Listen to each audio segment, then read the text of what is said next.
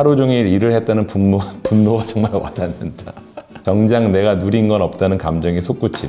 8시간 자려면 정말 일잠. 이게 딱 그 얘기예요. 제가 진료 보면서 7시간 이상은 주무셔야 된다고 이러면 제 눈을 쳐다보면서 되게 어이없어 합니다. 네, 안녕하세요. 굿잠TV의 닥터촐입니다. 8개월 전이네요. 갑자기 스브스에서 연락이 와서 뭘 찍겠다 그래서 촬영을 했는데 처음에는 스브스가 뭔지 잘 몰라서 보니까 이제 스브스가 SBS에서 하는 유튜브 거죠.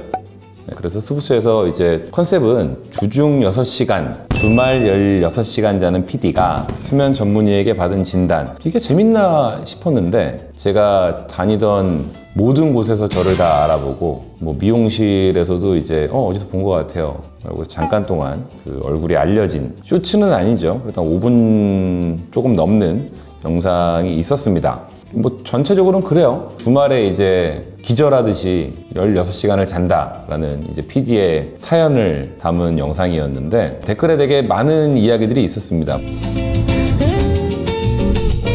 보면은 뭐 살을 빼야 된다 아니면은 쇼츠를 어떻게 포기하냐. 그래서 재밌는 댓글들을 한번 일단 고정한 댓글은 쇼츠보다 자고 싶다. 그쵸. 이제 보니까 너무 재밌죠. 저도 되게 즐겨 보는데 보다 보면 너무 늦게 자는 문제가 있죠. 요즘에 그런 게 있더라고요. 그 시간 제한할 수 있어요. 하루에 내가 쇼츠 보는 시간을 30분으로 제한할 수 있는데 그것도 되게 많은 거죠. 그래서 제가 가끔 보다가 너무 재밌어서 와이프한테 딱 보여주면 이미 다 봤어요. 그러니까 모든 사람이 전 너무 재밌다고 이거 저장해놨다가 보여주면 다 봤더라고요. 그래서 너무 많이 보는 거 아니야? 그러니까 보여주더라고요. 30분 다쳐서 못 본다고.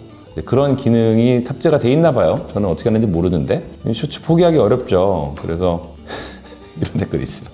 너무 많이 자서 병원에 갔더니 더 자라는 처방을 받았다고. 행복하다. 많이 자면 좋죠. 근데 이게 제가 예전에 전공의 수련 받을 때 진짜 많이 혼났어요. 아침에 못 깨는 것 때문에. 근데 요즘에는 어떠냐면 알람을 안 맞춰도 깹니다. 7시 정도 되면 눈이 딱 떠져요. 더 못 자요, 문제는. 나이 들수록 뭔가 변하는데 이게 기분 좋은 변화인지는 모르겠는데 일단 아침잠이 없어졌어요. 그래서 주말에 더 자고 싶은데 아무리 깜깜하게 해놔도 7시 되면 눈이 떠지는. 근데 이제 젊은 분들은 확실히 아침에 더 잘 잡니다. 되게 재밌는 댓글 많네요. 또 뭐가 있냐면 2분 23초에 너무 공감된다. 잠은 진심 잘 자고 싶은데 뭔가 억울해서 자기 시간을 가져야 된다는 합리화로 늦게 취침하고 다음날 출근해야 할 게 억지로 일찍 일어나야 그쵸? 밤에 아무것도 안 하면 되게 억울하거든요.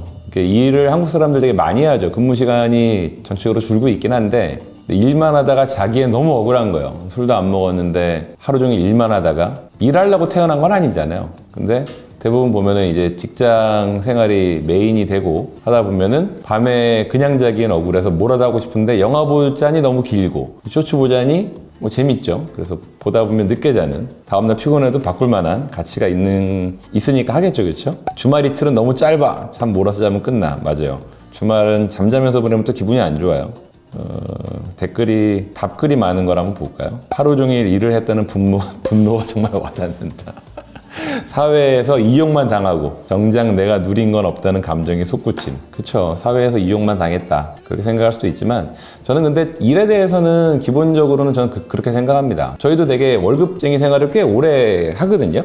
전공의 때 제가 기억나는 게 2월 달인가? 2월 달이 짧죠. 그때 통장에 제 기억이 맞는지도 의심스러워요. 근데 느낌상 128만 원인가 입금됐던 적이 있었어요. 아주 옛날은 아니에요. 근데 그때는 이제 전공의가 열정페이처럼 이제 근무를 했던 때라 잠깐 들어왔다가 카드값 빠져나가고 하면 이제 통장 잔고는 이제 0이 되는 거죠. 근데 누린 게 없죠. 전체적으로 제가 얼마 전에도 사회초년생하고 얘기를 했는데 보통은 그때가 제일 가난한 시기가 있죠. 20대, 30대. 보통 남자들이 40대에서 50대 올라가면 그때보다는 일반적으로는 사람에 따라 차이는 있겠지만 경제적으로는 더 풍성할 때라 아마도 사회초년인 분들은 더 그런 게 있는 것 같아요. 공부도 엄청 열심히 해서 어렵게 직장을 얻었는데 이제 직장 생활에서 받은 월급은 적고 나가는 돈은 워낙 많고 그러다 보니까 이제 분노가 솟구칠 수 있는 것 같습니다. 너무 슬프다. 성인이 못 자니까 애들도 못 자. 출산 박살나는 거 다 이유가 있다. 한국에서 애 키우기 어려운 거는 저도 공감합니다. 애들 키우는 것 때문에 어른도 못 자는 경우가 너무 많아요. 저는 서울에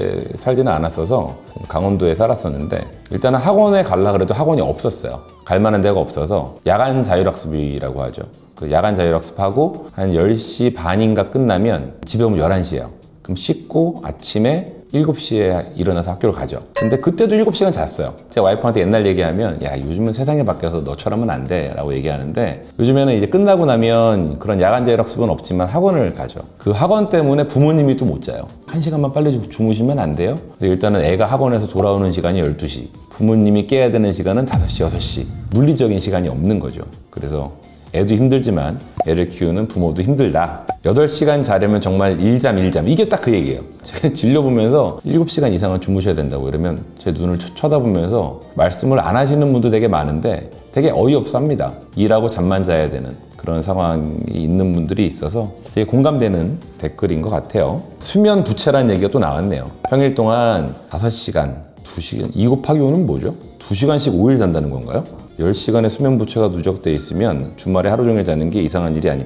기면증 환자. 기면증은 근데 생각보다 되게 많지는 않아요. 되게 유명한 질환이죠. 졸린 사람들은 기면증 아니에요 라고 진료 많이 보러 오시는데, 실제로 기면증은 저희 희귀질환에 들어가 있어요. 희귀질환으로 등록이 되면 암 환자처럼 진료비를 5%밖에 안 냅니다. 예를 들어 진료비가 2만 원 나왔으면 1,000원만 내는 거죠. 약값도 마찬가지예요. 기면증 얘기 잠깐 해보면, 원래는 사람이 잠자는 거랑 깨 있는 게 딱 힘이 맞거든요. 밤 되면은 잠자는 게 올라가고요, 낮 시간 되면 깨 있는 게 올라가면서 요 사이클을 돌거든요. 근데 기면증 환자는 이 깨 있는 게 이렇게 낮아요. 깨 있다가 금방 또 잠이 들고요, 또 금방 만나서 잠이 들고, 이거를 진단을 받게 되면 부족한 거를 약으로 채워줍니다. 그럼 얘가 이렇게 도는 거죠, 원래대로. 근데 기면증이 생각보다 많진 않은데 진단을 못 받던 분들이 되게 많아서 기면증으로 진단받게 되면 사실은 되게 억울해해요. 막 우는 분도 있어요. 막 40년 동안 사람들이 자기를 나태하고 게으른 사람으로 막 얘기를 했는데 약 먹으면서 너무 편한 거예요.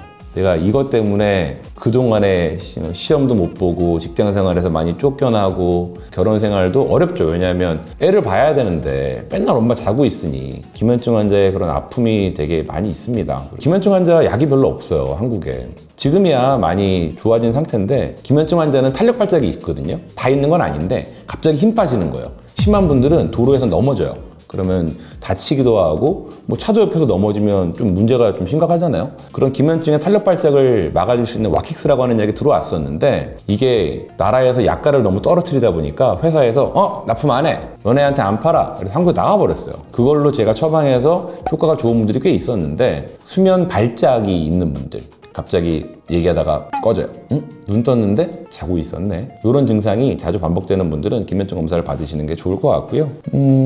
또 재밌는 댓글들. 결혼하면 집을 구해야 하는데 직장 근처는 비싸고, 안 비싸면 허름하고, 결국 경기도로 나가야 하는데 그러면 출퇴근 넉넉 잡아 4시간. 너무 공감되는 얘기입니다. 이거는 구조적으로 뭐 빠르게 해결할 수는 없죠. 직장이 대부분 서울의 중심가에 많이 위치하고 있고, 출퇴근 시간도 길고, 그리고 또 편하지도 않아요. 한번 갇혀서 한번 출근해보면, 저도 예전에 개업하고 초창기에 대중교통으로 좀 다녀봐야 되겠다라고 이제 버스를 타고 간 적이 있었는데, 정말 대단하더라고요. 버스에 낑겨서 이제 출근을 하고, 이건 차를 몰고 다녀야 되겠다. 근데 차를 모는 게 또 마찬가지로 유지하는 데 비용이 또 많이 드니까 쉽지 않은 문제일 것 같고요. 차도 많이 막히기도 하고, 대중교통도 그렇게 출퇴근하기 넉넉한 것 같지 않습니다. 이런 것도 있어요. 한국 사람들 좀 살려줘. 그런 것도 있고, 보상 심리가 있다. 뭔가 놀아야 되는데 잠을 자는 것도 불안하다. 이런 댓글도 있습니다. 최근에 독감에 걸렸었거든요, 저도. 근데 독감 걸리면 뭔가 한데 몸이 주먹으로 빵 맞은 것처럼 몸이 한번 손상을 받거든요. 나이 들면 그런 얘기 많이 하잖아요. 상처가 잘 안 나. 그런 것처럼 독감에 걸리고 약을 빨리 먹었는데도 피곤함이 꽤 오래 가는 거예요. 꼭 예전에 코로나 때 브레인 포그라고 하잖아요. 약간 멍하고 그런 게 되게 오래되고, 잘 시간이 안 됐는데 한 4시, 5시가 되면 갑자기 강제로 수면으로 들어가는, 그게 한 일주일 정도 있었거든요. 그런 외부의 영향 때문에도 급격하게 피로해지기도 하지만 수면 부족은 그걸 계속 끌고 가는 거라서 힘들 것 같습니다. 예전에 그런 얘기 있었어요. 제가 여기 스브스에서 얘기한 건데, 실제로 아침에 애들 등교 시간을 늦추자라는 이야기가 중간에 보면 나오거든요. 근데 그러려면 일단 집이 가까우면 다행인데, 집이 좀 멀면 가기까지 거리가 있을 거고요. 준비 시간이 있잖아요. 그걸 약간 늦춰서 애들의 수면 시간을 보장해 주자는 거죠. 애들이 10살이면 10시간 자야 되거든요. 10시간? 그럼 봐봐요. 7시에 깬다고 칩시다. 7시에. 그러면 10시간 자려면 몇 시에 자야 돼요? 10시에 자야죠. 10시에 대부분 못 자요. 7시에 깨면 다행이죠. 9시네요. 9시에 자야 되는데 실제로 9시에 자는 애들도 있겠지만 애들도 학원을 또 많이 가니까 학원 가고 학원에 있는 또 숙제가 있어요. 9시에 잠을 자면 숙제를 하나도 못 합니다. 물리적으로 되게 시간이 부족한 거죠. 그래서 원래는 빨리 못 자는 애들을 위해서 등원 시간을 10시 정도로 늦추자. 근데 부모님들이 난리가 난 거죠. 이러면 부모님들이 출근을 못 해요. 그 사이에 애를 봐줄 사람이 없는 거죠.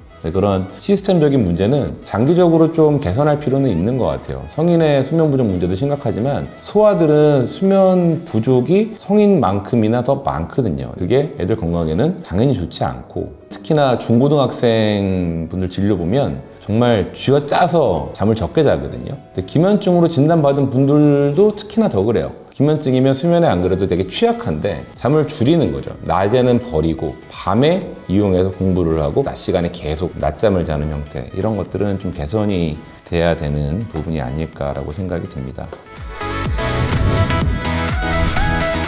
저녁 12시에 잤는데 하루 건너뛰고 다음날 저녁 12시에 24시간 잤다는 거네요.